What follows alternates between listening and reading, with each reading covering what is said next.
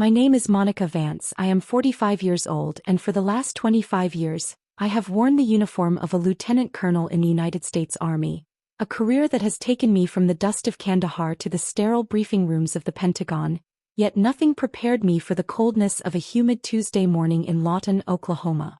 I stood by the rusted iron mailbox of my childhood home at exactly 6:30 a.m., the sunrise bleeding a sickly orange across the horizon, clutching a duffel bag that felt heavier than all my deployment gear combined. I didn't find out my mother had passed away from a phone call from my sister or a tearful message from my brother. I found out because Mrs. Gable, a neighbor who still uses a landline, called my base in a panic because she hadn't seen my mother's 2018 silver Buick Encore move from the driveway in 3 days.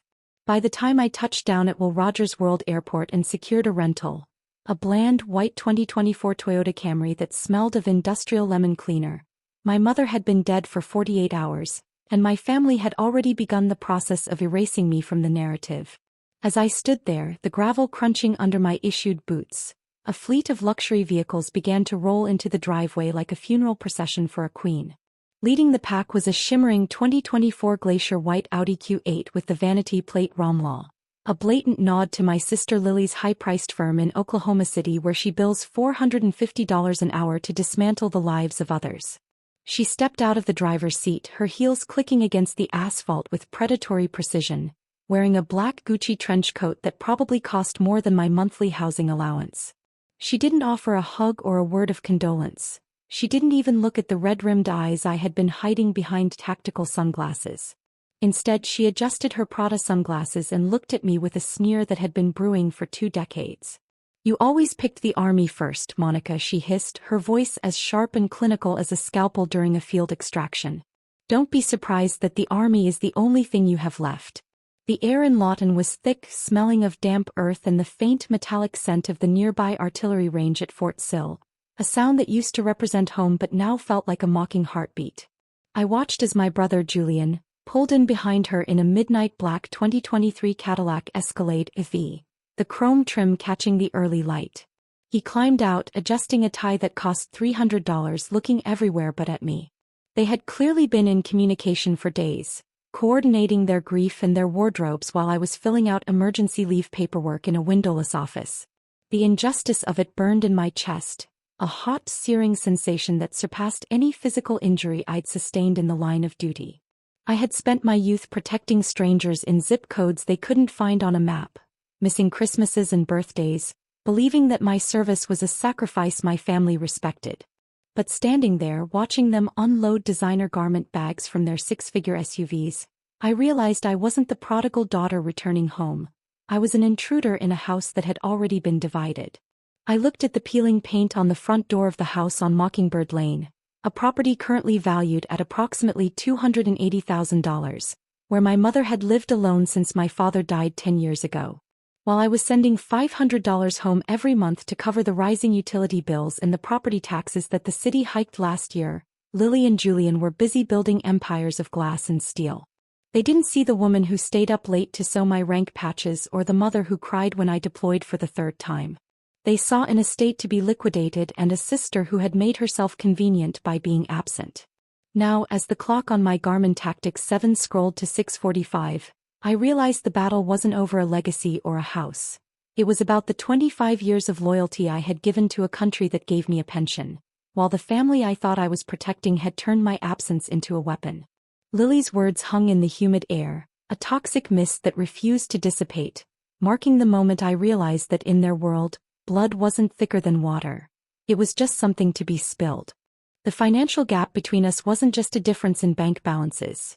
It was a canyon, a vast and jagged geographical fault line that had been widening for 2 decades while I was busy staring at the horizon of a dozen different desert outposts. Standing there on the cracked concrete of the driveway, I looked at my sister Lily, and saw the physical manifestation of every dollar I had ever sacrificed to keep our mother's life from collapsing into the dirt of Lawton. My base pay as a lieutenant colonel, roughly $9,700 a month before taxes and allotments, was a comfortable living by most standards, but it was a pittance compared to the empire Lily had built on the bones of high-conflict divorces in Oklahoma City.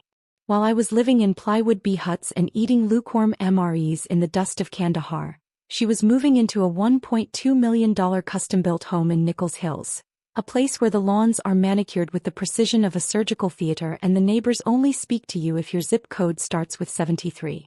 For the last 5 years, I had been religiously wire transferring $2,500 every single month, exactly $30,000 a year, to cover the spiraling costs of Mom's in-home nursing care and the astronomical $400 monthly prescriptions that her Medicare Part D barely touched.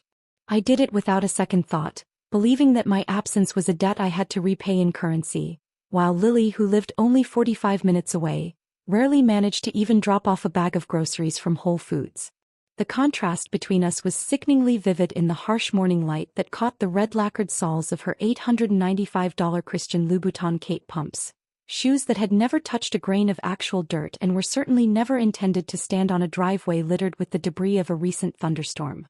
My own boots, a pair of well-worn Belleville C390s that had seen the grit of Bugram and the mud of Fort Bragg, felt heavy and clumsy next to her fragile, expensive elegance. I had sacrificed my youth, my knees, and my peace of mind for a country that promised to look after its own, only to return to a family that treated my service like a hobby I had used to avoid my domestic responsibilities. Lily looked at my uniform, her eyes lingering on the silver star and the bronze oak leaf clusters on my ribbon rack, and I could tell she didn't see medals of valor. She saw the reason she'd had to deal with the inconvenience of our mother's aging process alone, even if, dealing with it, mostly involved shepherding Mom into a low-rent assisted living facility the moment my deployment orders for Poland were signed last year. I thought about the $500 electric bills I paid last August when the Oklahoma heat wave pushed the old central air unit to its breaking point, and the $1,200 repair bill I covered when the water heater finally gave up the ghost in December. I was the silent benefactor, the ghost in the machine who kept the lights on from 5,000 miles away, while Julian and Lily spent their time debating which vintage of wine to serve at their respective firm parties. There was a profound, suffocating sense of injustice in the way they stood there, leaning against their luxury SUVs, looking at me as if I were a stranger who had crashed a private party. I had guarded the perimeter of other people's lives for 25 years, ensuring that people I didn't know could sleep soundly in their beds. Yet here I was, standing in front of my own home, feeling like a trespasser in a life I had funded with my own blood and sweat. The smell of Lily's expensive Chanel No. 5 perfume drifted toward me, clashing violently with the scent of damp earth and the oily exhaust of the idling Cadillac. A reminder that while I was wearing the weight of a nation on my shoulders, my family was busy measuring the drapes for a house they were already planning to sell before our mother was even cold in the ground. Every fiber of my being wanted to scream, to demand an itemized receipt for the love I had sent home that never seemed to reach its destination, but the military had taught me one thing above all else. You never let the enemy see you bleed, especially when the enemy shares your last name. The heavy oak front door of my childhood home, which I had paid $600 to have refinished just last summer, creaked open with a groan that sounded like a warning, and as I stepped into the foyer, the cool air-conditioned draft hit me like a slap to the face. The ultimate betrayal wasn't waiting in the legal documents or the cold stares of my siblings. It was mounted on a large professional-grade foam core memorial board propped up on a decorative mahogany easel right next to the grandfather clock. It was a glossy high-definition tribute titled A Lifetime of Love, featuring exactly 23 carefully curated photographs of family memories that were supposed to encapsulate my mother's 72 years on this earth.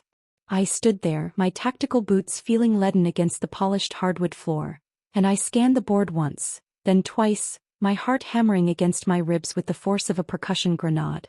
There were photos of Lily's graduation from the University of Oklahoma College of Law, photos of Julian's wedding at the Devon Tower in Oklahoma City, and dozens of snapshots of grandchildren opening expensive presents under a designer Christmas tree. But as my eyes darted from corner to corner, I realized with a sickening jolt that there wasn't a single image of me. I was 45 years old, a woman who had spent more than half her life in service to her country, and in the span of a few square feet of poster board, I had been rendered completely invisible. My breath hitched in my throat as my gaze landed on a specific photo in the center.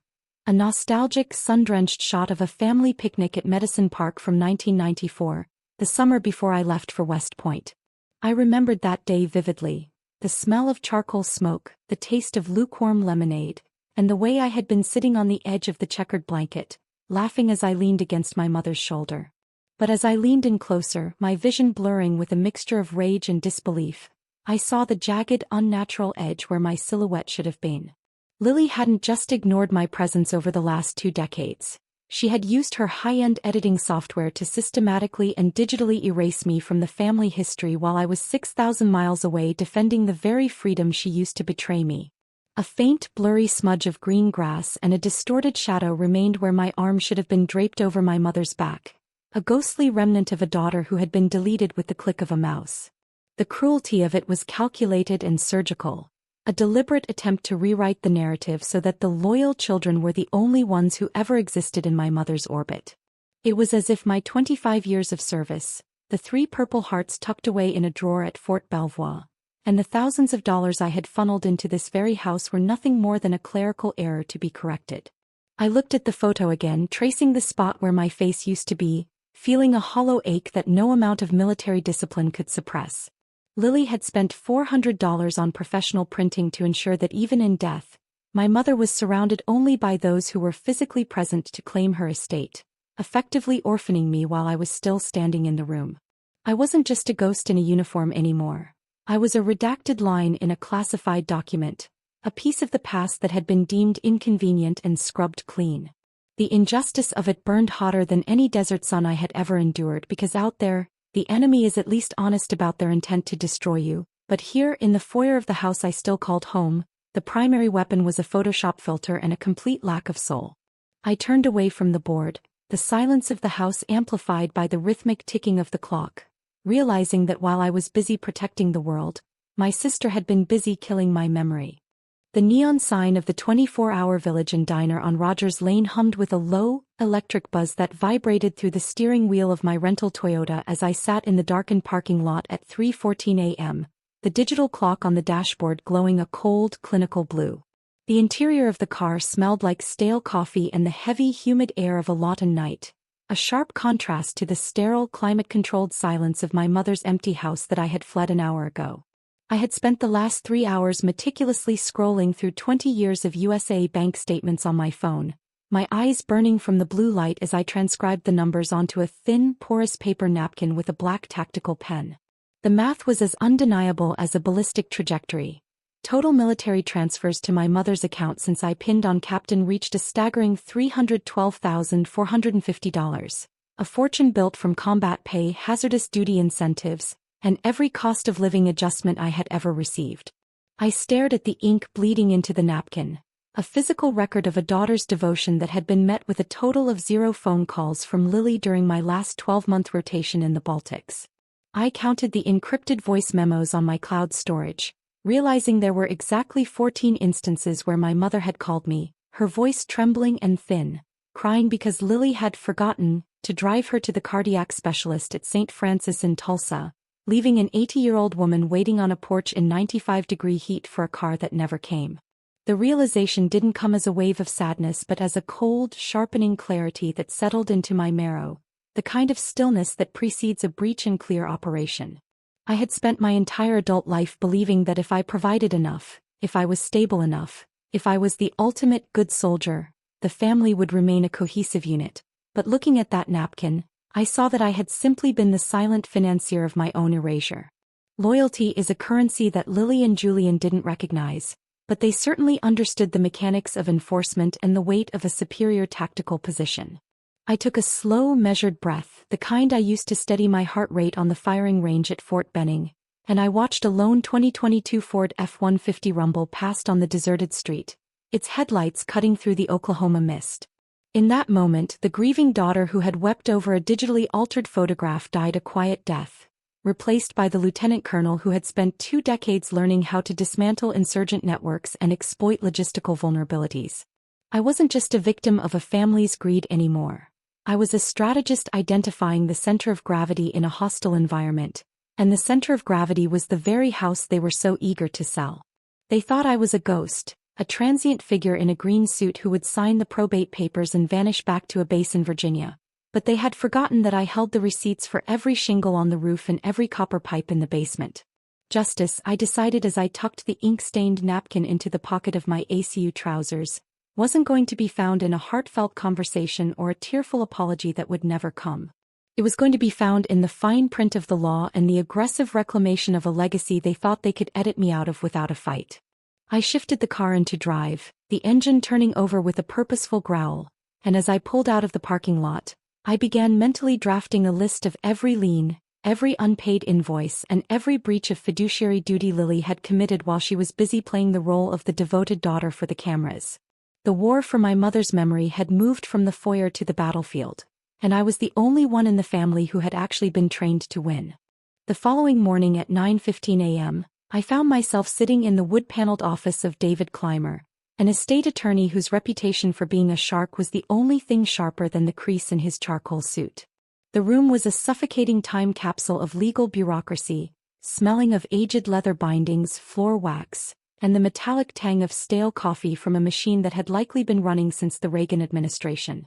David didn't waste time with the practiced, syrupy condolences I had received from the funeral director earlier that day. Instead, he adjusted his wire-rimmed spectacles and slid a thick, weathered manila folder across the mahogany desk. A folder simply labeled the second file in cold, typewritten characters. As I flipped open the brass fasteners, my eyes locked onto a series of spreadsheet printouts from First Oklahoma Bank that felt like a physical blow to my solar plexus. The documents provided a granular, month-by-month breakdown of the funds I had been wiring from my military pay for my mother's specialized nursing care and medical prescriptions. Between June 2021 and last month, Lily had used her position as power of attorney to divert exactly $112,320 of my money directly into a high-yield personal investment account at Charles Schwab. While I was coordinating logistics for a multinational exercise in the Baltic Sea, my sister had been using my combat pay to pad her portfolio, essentially treating my sacrifice for Mom's health as her own private venture capital fund. The sheer audacity of the theft was documented in black and white, 25 separate transfers, each carefully camouflaged as medical reimbursements or miscellaneous facility fees, that never actually reached the St. Vincent Medical Center accounting office.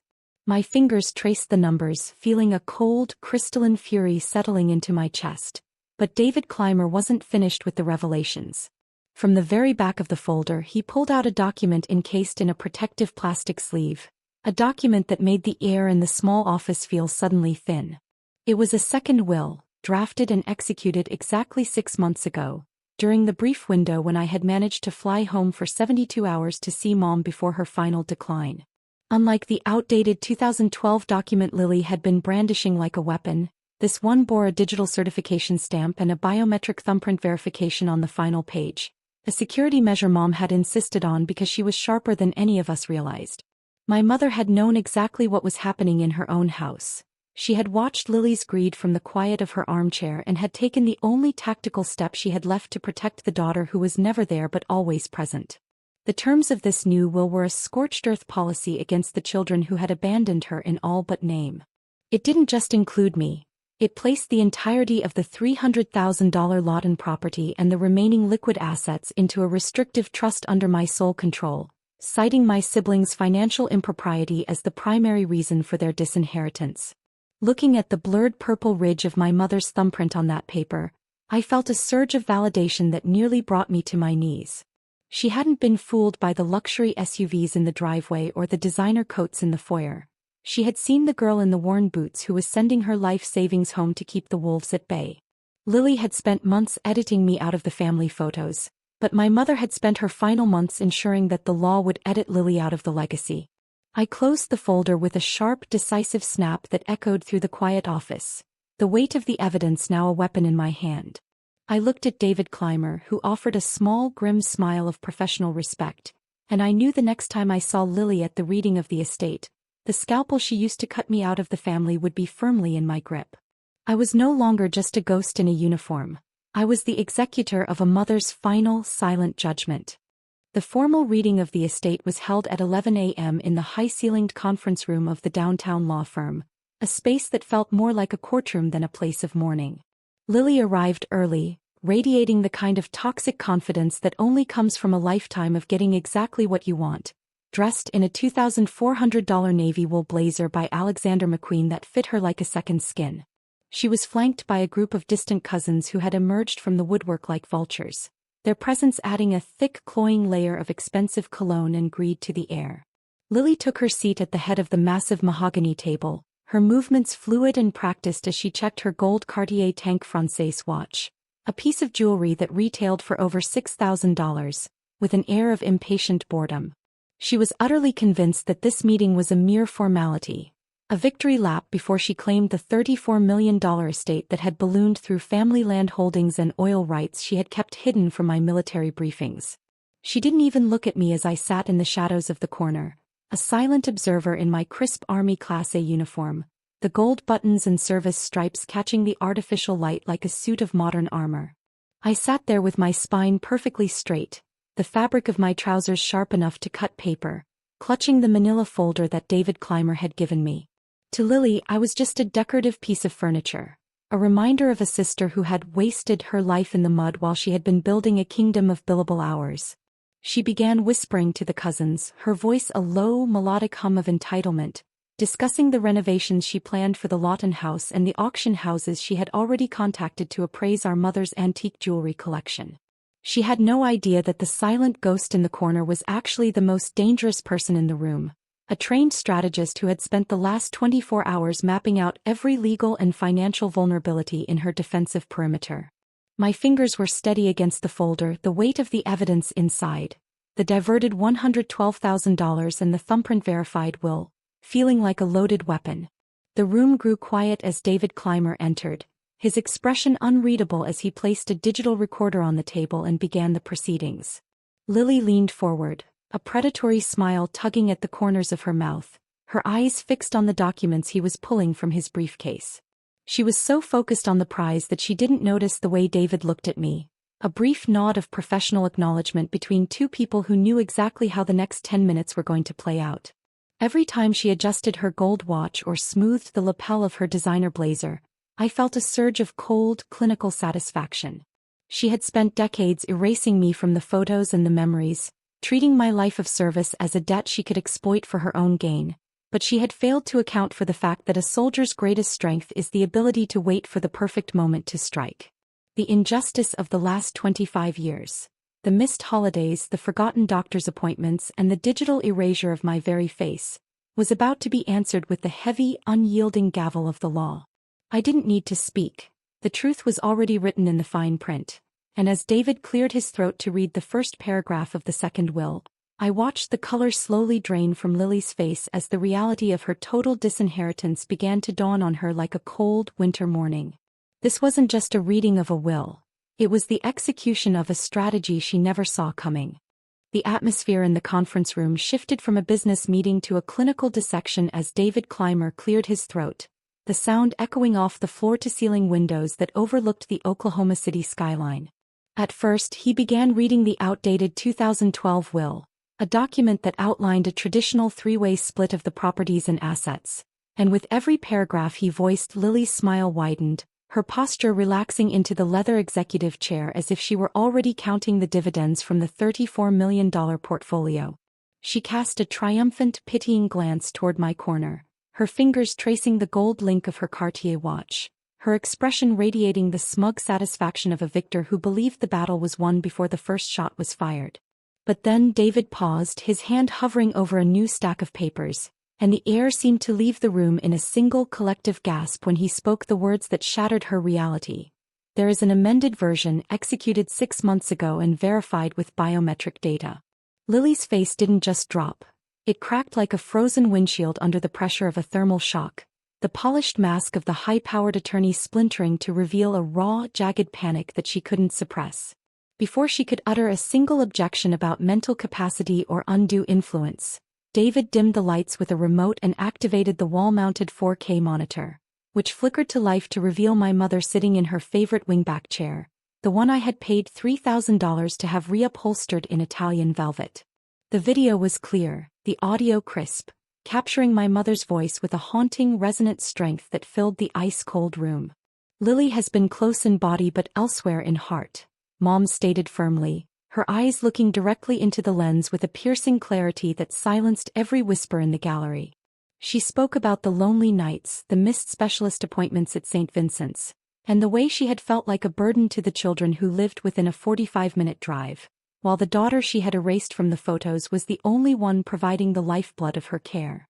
The silence that followed was so heavy it felt physical, punctuated only by the sharp rhythmic clatter of a silver spoon as one of the greedy cousins dropped it onto a porcelain saucer, the sound echoing like a gunshot in a canyon. Lily looked as if she were being physically stripped of her Alexander McQueen blazer in front of an audience, her skin turning a sickly, translucent gray as the video continued to detail the specific instances of her financial neglect and the diversion of my military transfers. She wasn't just losing the $34 million or the real estate holdings. She was being exposed as a fraud in front of the very people she had spent a lifetime trying to impress with her fabricated image of the devoted, successful daughter. The cousins who had arrived smelling of expensive cologne and entitlement now looked at her with a mixture of horror and predatory calculation, realizing the power dynamic had shifted irrevocably toward the woman in the uniform they had all ignored. I watched from my seat, my hands folded calmly over the manila folder, feeling a sense of justice that was far colder and more precise than any revenge. My mother hadn't just protected my inheritance. She had given me back my place in the family history by proving that while Lily could edit a photograph, she could never edit the truth of a mother's heart. The room remained frozen, a tableau of ruined ambition and exposed greed, as the reality settled in that the soldier they had tried to bury was the only one left standing on the field. Family isn't about who shares the photos. It's about who shares the burden, and as the screen went black, the silence told me that the debt had finally been paid in full.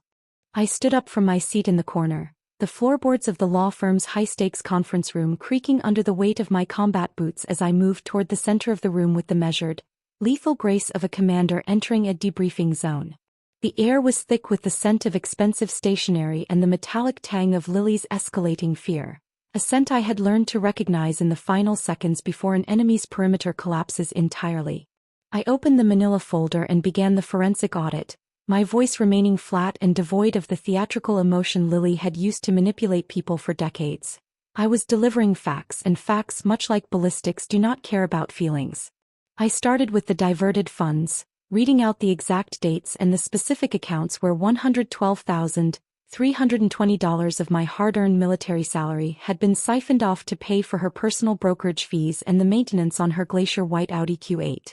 I watched as the cousins and the junior partners at the table physically recoiled from her, shifting their expensive chairs away as if the very air she breathed had become toxic or contagious. As I laid out the 14 logged emergency calls from St. Vincent's Medical Center, calls that Lily had systematically ignored while she was at gala dinners and wine tastings, the room felt as though it were losing oxygen. I detailed the forged signatures on the supplemental 2012 documents where she had attempted to grant herself sole ownership of the family's mineral rights in the Anadarko Basin, a move that would have secured her millions in passive income while I was busy navigating IED-laden roads in the Middle East.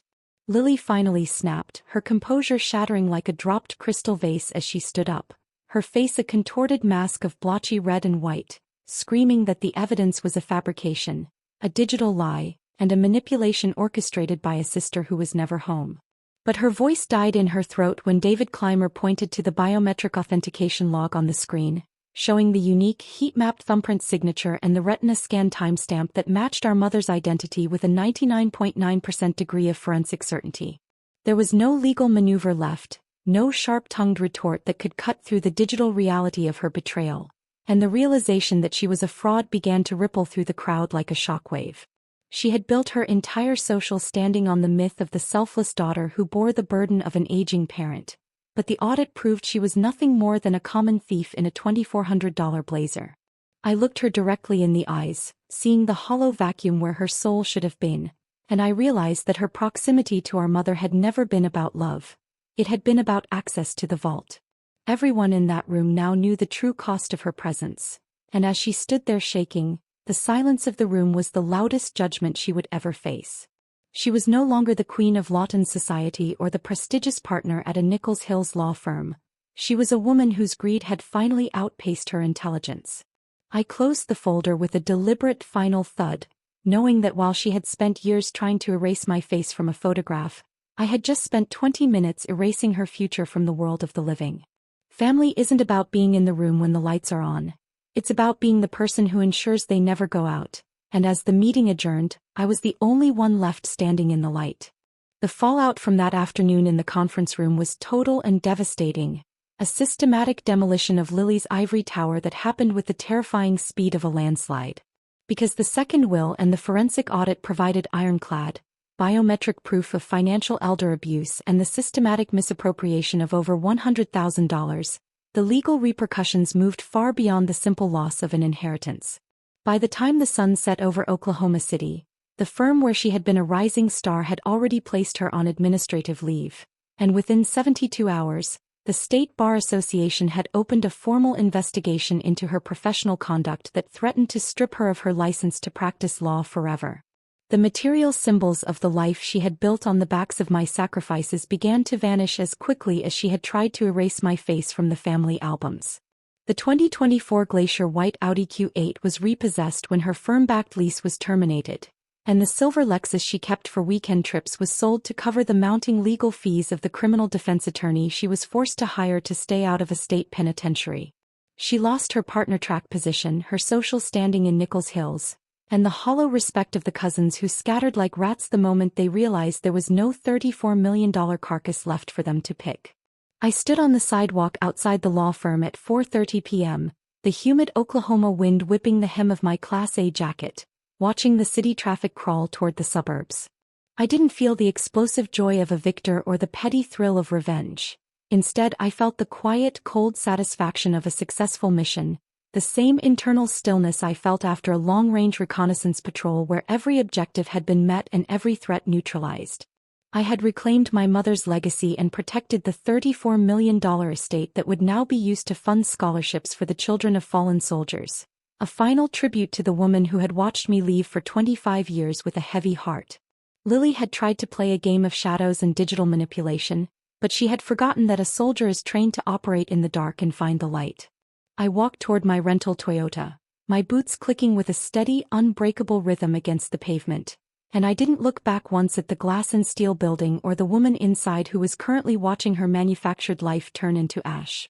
As I drove back toward the airport, passing the familiar landmarks of a town that no longer held any power over me, I realized that Lily's greatest mistake wasn't the theft or the lies. It was believing that proximity was the same thing as presence.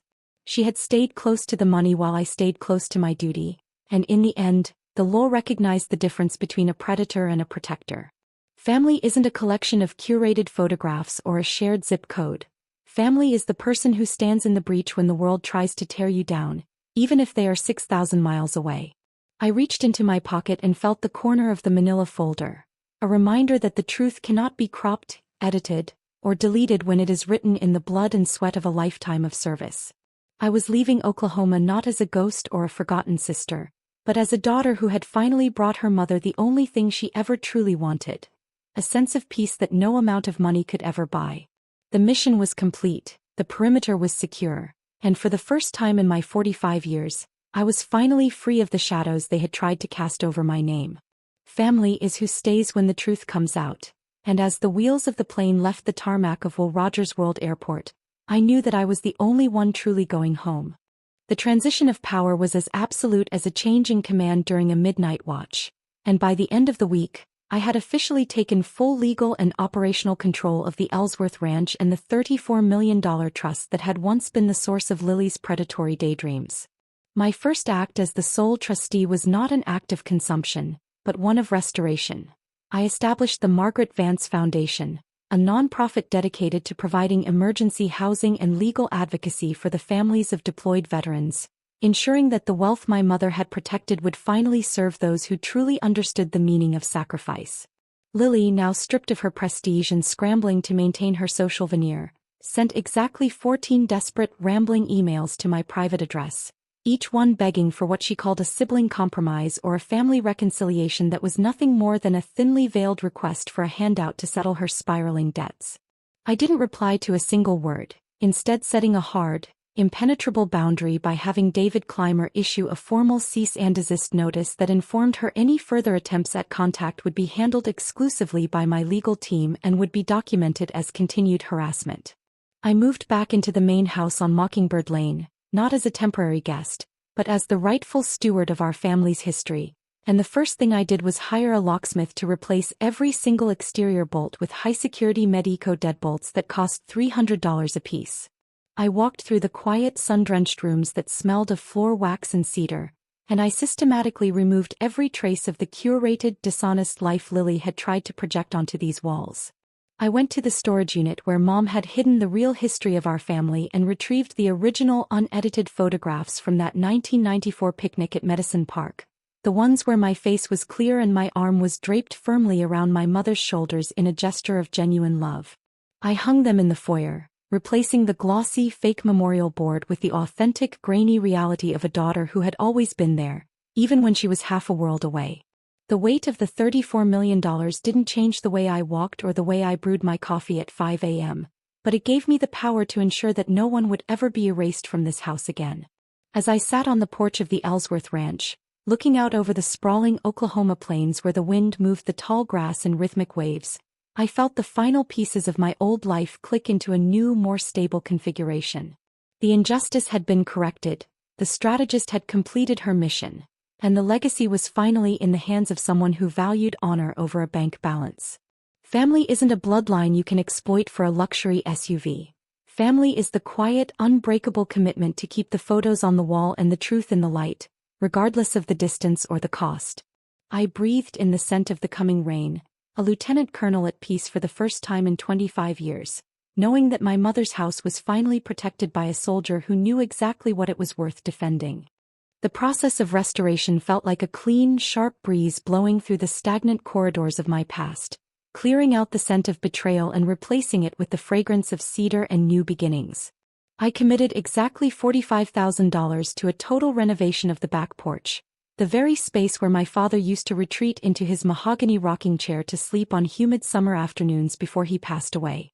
I hired local contractors who understood the architectural integrity of a 1970s ranch house, replacing the rotted floorboards with premium Brazilian teak and installing floor-to-ceiling insulated glass panels that allowed the Oklahoma sunrise to flood the room without the oppressive heat. I turned that neglected space into a sanctuary of light and silence, furnished with a minimalist desk and the same rugged leather-bound books I had carried in my footlockers through 3 different continents. As I sat there in the quiet mornings, watching the mist rise off the golden fields of the Ellsworth property, a profound realization settled over me like a well-fitted uniform. I understood finally that being gone for 25 years in service to my country had not cost me my place in this family.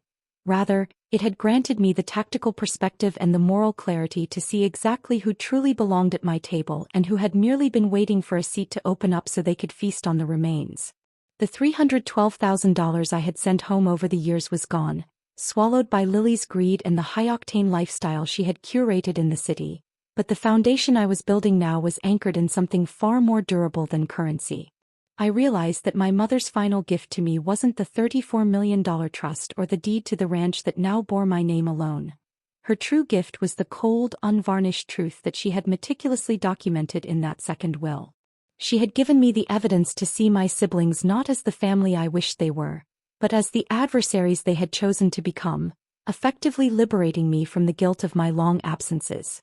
I spent my afternoons hanging the original unedited photographs in heavy oak frames, ensuring that every time I walked down the hallway, I saw the face of a daughter who was present, loved, and valued, regardless of what a Photoshop filter might have suggested. The financial gap between the life I lived now and the life Lily was currently losing was a testament to the difference between earned legacy and stolen wealth. While she was likely sitting in a cramped apartment, staring at a mounting pile of legal bills from the Bar Association, I was walking the perimeter of a legacy that had been purified by the fire of justice. I didn't need the validation of a sister who billed $450 an hour to know my worth, nor did I need the approval of cousins who only showed up when there was a scent of an inheritance in the air. Standing on that $45,000 porch, looking out at the land that had been in my family for 3 generations, I knew that the mission was finally over. The house was secure, the intruders were repelled, and the memory of my parents was finally being honored by the only child who had understood that loyalty is a lifelong commitment, not a convenient performance for the cameras. Family isn't about the blood that flows through your veins. It is about the integrity that keeps you standing in the gap for those you love. And as I watched the sun dip below the horizon, I knew that I had finally, truly, come home to a place where the truth was the only currency that mattered. Today, the Ellsworth Ranch is no longer a silent museum of neglected memories but a vibrant, living testament to the resilience of a family legacy that refused to be buried under the weight of one woman's greed. The rolling hills of the property are now home to the first intake of veterans through the Margaret Vance Foundation, men and women who understand the weight of a uniform and the cost of the silence that follows service, walking the same trails where my father once checked his fences. The only ghosts left on this land are the ones Lily created with her digital erasers and her calculated lies, and those shadows have long since been burned away by the uncompromising clarity of the Oklahoma sun. My sister's fall from grace was as public as it was absolute. She is currently working as a low-level paralegal in a cramped fluorescent-lit office tucked into a nondescript strip mall between a discount tire shop and a dry cleaner, a far cry from the glass-walled partner offices of Nichols Hills. Under a court-mandated restitution agreement, she is forced to spend her days drafting basic filings for a fraction of her old salary, with every paycheck being garnished to pay back the $112,320 she stole from our mother's care in monthly installments that will take her nearly a decade to complete. The glacier white Audi and the Gucci trench coats are gone, replaced by the mundane reality of a woman who finally has to account for every cent she thought she could siphon from the shadows. I spent another $12,000 last month installing a professional-grade security system and a solar-powered gate at the ranch entrance, not because I fear her presence, but because a good strategist always secures the perimeter against those who have proven they lack a moral compass. The main house is now filled with the sound of laughter and the smell of fresh coffee, and the foyer is dominated by a gallery of high-resolution, unedited photographs that tell the real story of our lives, showing every deployment ceremony, every awkward holiday, and every moment where I stood beside my mother as a daughter, not a bank account. I have found a level of peace that 25 years of military discipline could never provide, a quiet confidence that comes from knowing I did not just inherit a fortune, but I earned the right to defend it. I realized that cutting out a toxic relative isn't an act of cruelty. It is a necessary surgical extraction performed to save the life of the remaining unit. Lily had treated our family history like a document she could edit for her own benefit, but she forgot that the most important parts of a person's life are the ones that can't be cropped out or hidden in a second file. As I sit on the renovated back porch, watching the sunset paint the horizon in shades of deep violet and burnt amber, I feel the weight of the past finally lifting, replaced by the steady, rhythmic heartbeat of a ranch that is finally whole again. I am no longer a ghost in a uniform wandering through the ruins of my childhood. I am the commander of my own future, standing on ground that I paid for with my youth, my sweat, and my unwavering loyalty to the truth. The mission didn't end with a funeral or a court case. It ended the moment I realized that blood may make you related, but only loyalty makes you family, and on this ranch loyalty is the only thing that will ever grow.